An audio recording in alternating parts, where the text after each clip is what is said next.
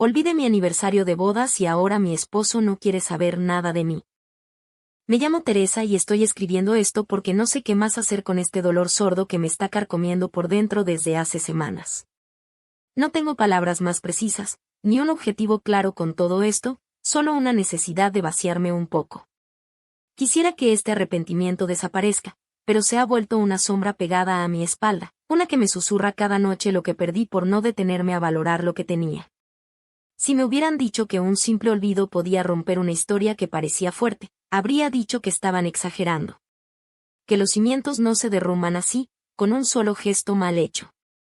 Pero ahora entiendo que no fue un solo error, sino la acumulación silenciosa de muchos gestos no hechos, de muchas palabras no dichas, de pequeños olvidos que se fueron apilando, hasta que uno más, uno que no debió ocurrir jamás.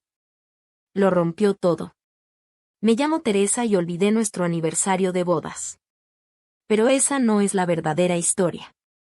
La verdadera historia empezó mucho antes, en esos tiempos donde todavía lo miraba como si fuera el centro de todo mi mundo. Luis y yo nos conocimos de una forma que a muchos les parecería simple, pero a mí me gusta pensar que el universo fue un poco cómplice. Una librería, un día de lluvia, un libro que ambos estiramos la mano para tomar al mismo tiempo. Me reí, él se disculpó con una sonrisa que aún recuerdo, y terminamos conversando por más de una hora bajo el toldo del local, sin saber que estábamos abriendo la primera página de una historia que iba a durar años. No fue un amor a primera vista, pero sí uno que se construyó como se arman las casas sólidas, con paciencia, con bases fuertes, con cariño genuino y sin artificios. Él era todo lo que yo no sabía que necesitaba. Era calma, era estabilidad, era esa voz que no se imponía pero que siempre estaba, firme, cuando todo lo demás fallaba. Me enseñó a mirar la vida con menos miedo, a confiar, a soltar la necesidad de tenerlo todo bajo control. Cuando me pidió matrimonio no hubo fuegos artificiales ni un discurso ensayado. Solo nosotros dos, un paseo a la orilla del mar, y una pregunta lanzada con la misma serenidad con la que siempre me había amado. Dije que sí con el corazón lleno, segura de que ese paso era el más natural, como respirar. Nuestra boda fue pequeña, íntima, sin grandes pretensiones. Pero ese día, el 1 de abril, quedó marcado para mí como uno de los más felices de mi vida. Nos juramos amor eterno sin que nos importaran las flores ni los fotógrafos. Nos bastaba con mirarnos a los ojos. Pero antes de llegar allí, antes de que todo se cayera, hubo señales.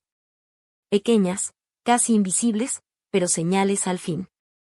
Y aunque ahora puedo verlas con nitidez, en su momento preferí ignorarlas.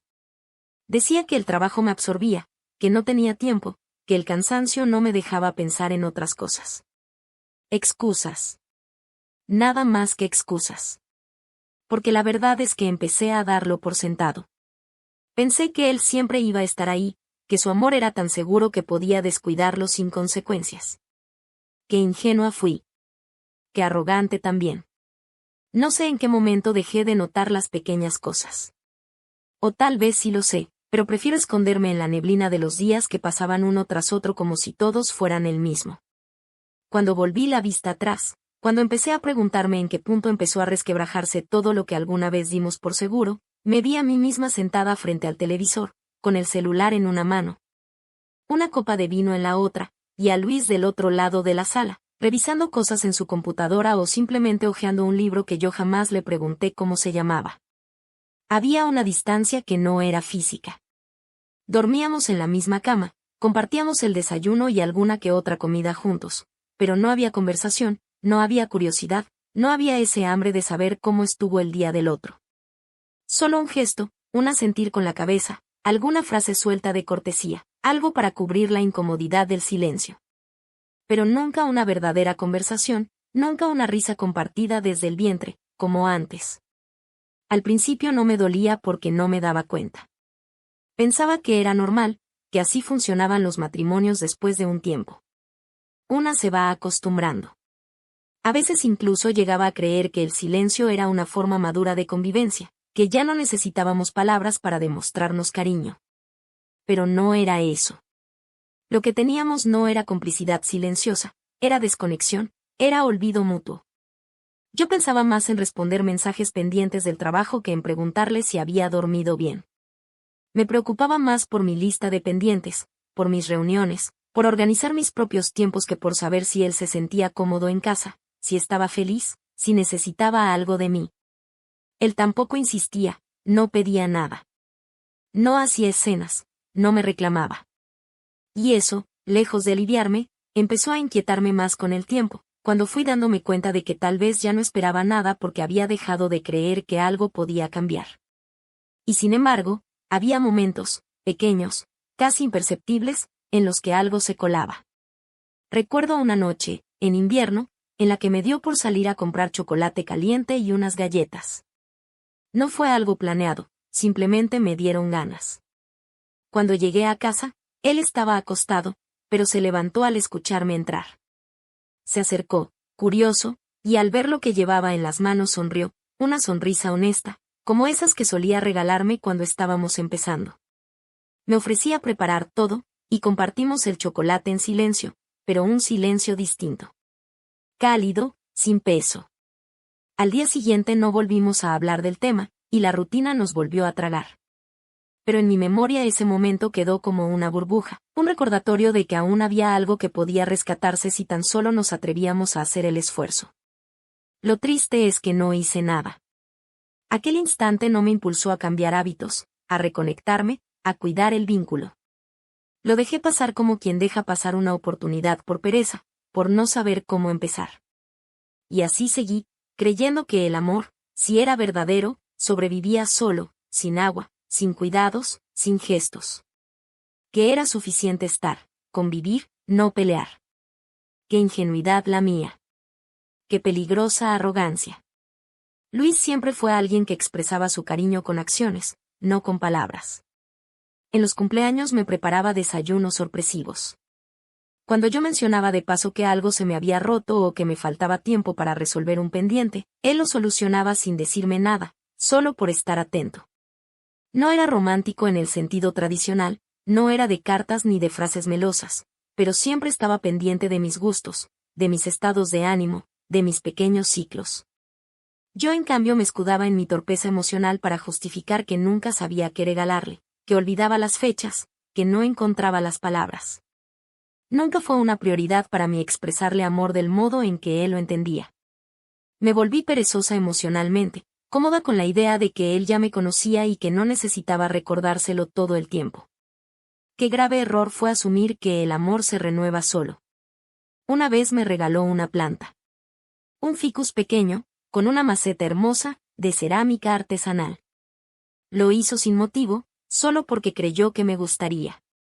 Me explicó que era fácil de cuidar, que solo necesitaba agua cada cierto tiempo y un poco de sol. La puse cerca de la ventana, pero luego empecé a olvidarme de regarla, y cuando se empezó a marchitar, simplemente la fui empujando hacia el fondo del estante, donde no se viera. Luis no me dijo nada, pero semanas después noté que ya no estaba. La había tirado. Y yo sentí una punzada extraña, no por la planta, sino porque supe, sin que él lo dijera, que había sido un símbolo. Que esa planta había sido un regalo con significado, un pequeño test, un reflejo de lo que éramos nosotros. Y yo lo había descuidado como a él. El trabajo siempre fue mi escudo. El ritmo frenético de mi oficina, los plazos, los clientes, las juntas. Me sentía valiosa ahí. Admirada, escuchada. Me refugiaba en esa adrenalina porque me hacía sentir que estaba haciendo algo útil, que valía la pena. Pero al llegar a casa era como si toda esa energía se evaporara. Solo quería aislarme, descansar, desconectar. Nunca se me ocurrió que Luis también pudiera necesitar que me conectara con él, que no bastaba con estar en la misma habitación. En el fondo, creo que empecé a darlo por sentado. Que creí que nunca se iría, que siempre me esperaría, que entendería mis procesos y mis silencios.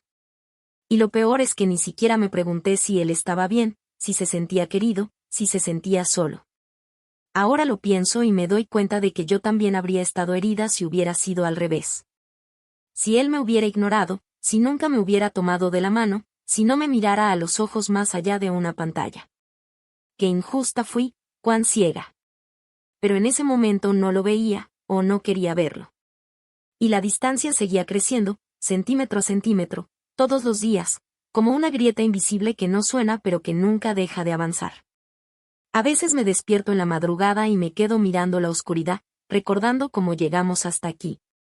No puedo dejar de pensar que el deterioro de una relación no ocurre de golpe, que no hay un solo momento devastador que lo arruina todo, sino más bien una suma de olvidos, de gestos no hechos, de palabras que se guardaron o se dijeron con frialdad, una acumulación de pequeñas negligencias que, con el tiempo, terminan por levantar una barrera tan gruesa entre dos personas que ya no pueden ni verse. Esa barrera fue creciendo entre Luis y yo lentamente, y aunque hubo señales claras, las ignoré, las disfrazaba de rutina, de cansancio, de vida adulta. Acomodaba todo bajo la categoría de así son las cosas, sin detenerme a pensar que lo que estábamos haciendo era destruir, no construir. Luis no se quejaba, y eso, en lugar de tranquilizarme, me mantenía en una especie de calma tensa. Yo sabía que algo no estaba bien, pero él no lo decía, no lo verbalizaba. Solo se iba alejando. Al principio dejaba de preguntarme cosas, luego ya no me contaba detalles de su día, y más tarde empezó a salir sin avisarme mucho, a buscar excusas para no estar en casa. A refugiarse en los fines de semana con sus amigos o con su familia. Todo lo hacía en silencio, sin confrontaciones, pero con una presencia cada vez más ausente. Yo sentía que estaba perdiéndolo, pero no sabía cómo detener esa pérdida. Me justificaba diciendo que era un mal momento, que todo mejoraría, que yo también estaba pasando por lo mío, que no podía ser la única en remar, que él también podía hacer algo. Pero en realidad yo sabía que me estaba escondiendo detrás de todas esas excusas para no mirar de frente el daño que le estaba causando con mi desinterés. Me costaba entender que estaba fallando exactamente, porque no había gritos, ni traiciones, ni infidelidades. No había drama, solo había una especie de niebla emocional que lo cubría todo. Yo cumplía con mis responsabilidades, él también, y eso parecía bastar. Pero lo que estábamos haciendo era convivir como compañeros de casa, no como pareja. No había complicidad, no había ilusión. Y lo más doloroso de todo es que, cuando me ponía a pensarlo a fondo, me daba cuenta de que esa indiferencia había empezado en mí. Yo había sido la que se cerró primero. La que dejó de buscar. La que creyó que el amor podía mantenerse vivo sin riego, sin alimento, sin cuidados. Una vez que llegué a casa más temprano de lo habitual, después de cancelar una reunión que me tenía saturada. Pensé que Luis estaría en el estudio, como solía hacer cuando tenía tiempo libre, pero no estaba. Lo busqué por la casa y lo encontré en la cocina, mirando una foto vieja que teníamos enmarcada, de nuestro primer viaje juntos. Me quedé en silencio, observándolo desde el marco de la puerta. No notó mi presencia. Tenía una expresión melancólica, como si estuviera recordando algo que ya no existía. No dijo nada. Solo volvió a dejar la foto en su lugar, lavó una taza y se fue a su rincón. Yo podría haber aprovechado ese momento para acercarme, para hablar, para decirle que yo también lo extrañaba, que quería recuperar eso. Pero no lo hice. Me paralizó el miedo. Miedo a que fuera demasiado tarde. Miedo a no saber cómo empezar. Y así seguimos, cada uno refugiado en su mundo, como dos desconocidos que comparten techo y ya no se atreven a tocarse el alma. No puedo escribir esto sin sentir una punzada en el pecho. El día que olvidé nuestro aniversario fue un día cualquiera para mí. Un día más en la lista interminable de compromisos, de tareas urgentes, de llamadas y correos y cosas por hacer. Me levanté temprano, salí con el cabello aún húmedo, ni siquiera me detuve a revisar mi agenda personal, solo tenía en mente una presentación importante, y todo lo demás pasó a segundo plano. Ni siquiera tuve tiempo de revisar mi celular por la mañana. Al mediodía, comí frente a la pantalla, respondí mensajes, evité llamadas personales, pensando que cualquier cosa que no fuera trabajo podía esperar. Ni por un segundo, ni siquiera al mirar la fecha en los documentos, se me encendió una alarma en el corazón. No recordé nada. Ni el ramo de flores que él solía traerme cada año. Ni el primer anillo que me regaló. Ni las cenas que solíamos preparar juntos cuando aún soñábamos con nuestro futuro. Todo eso estaba en algún rincón de mi mente, cubierto de polvo. No pensé en él. No pensé en nosotros.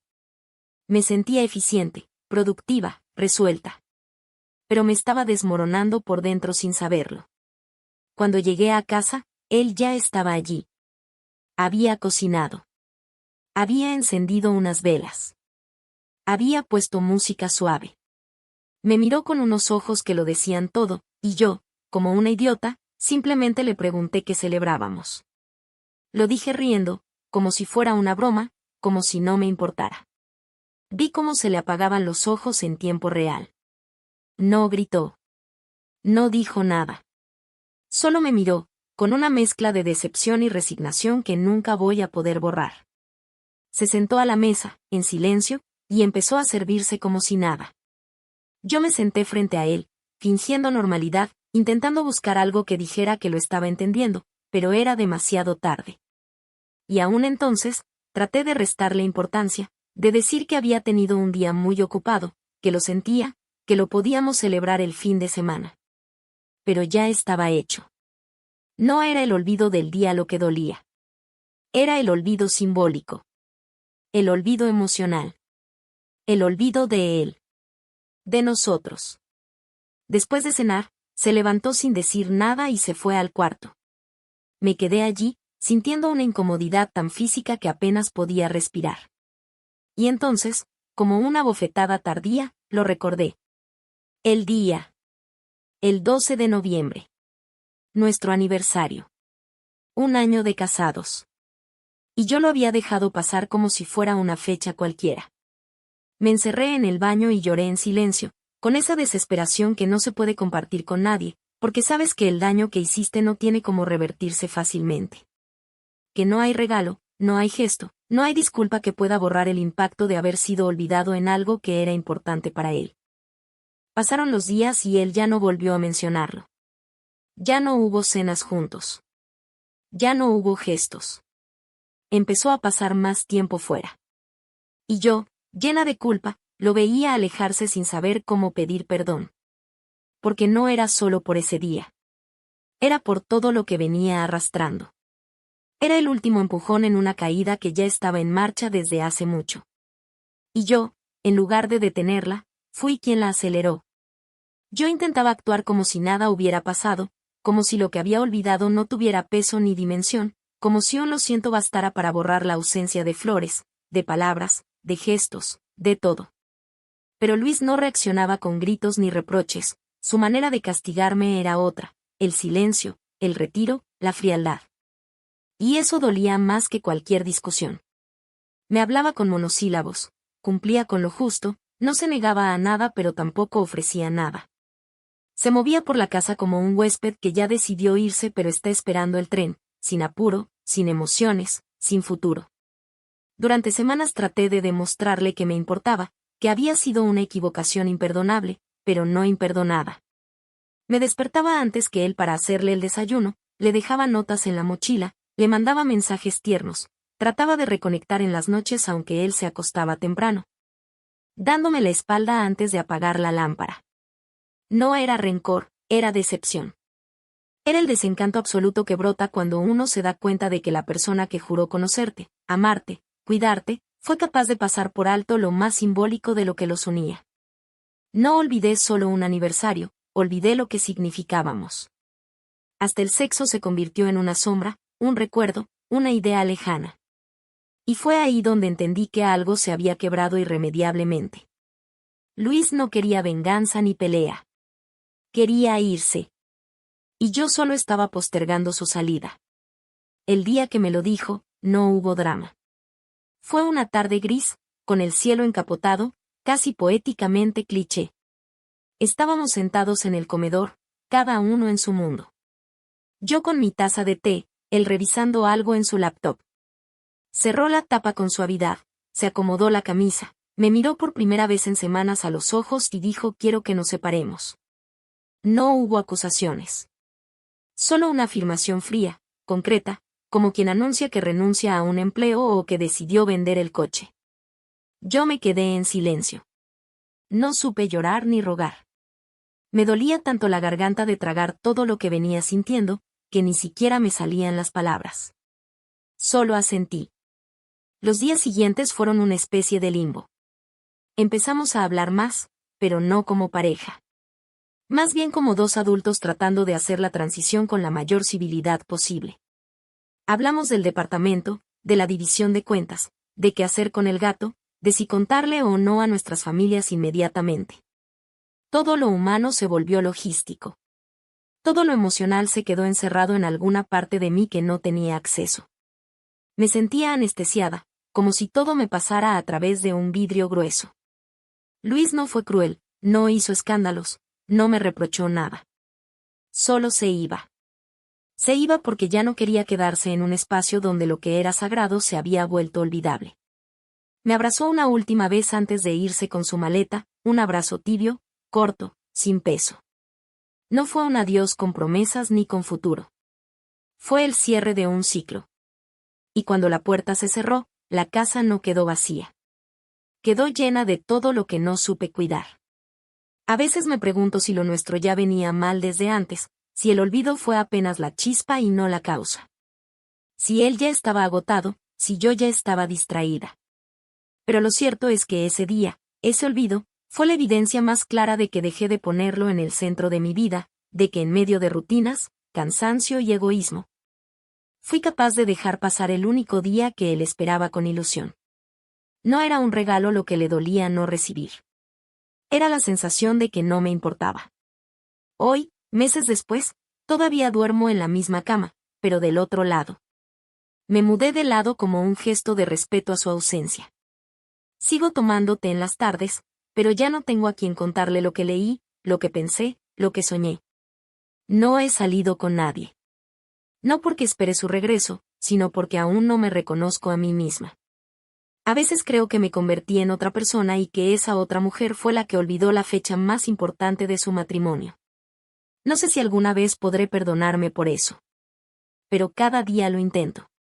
Porque sé que perdí al amor de mi vida por un descuido que fue mucho más que eso. Fue una señal de todo lo que no quise ver.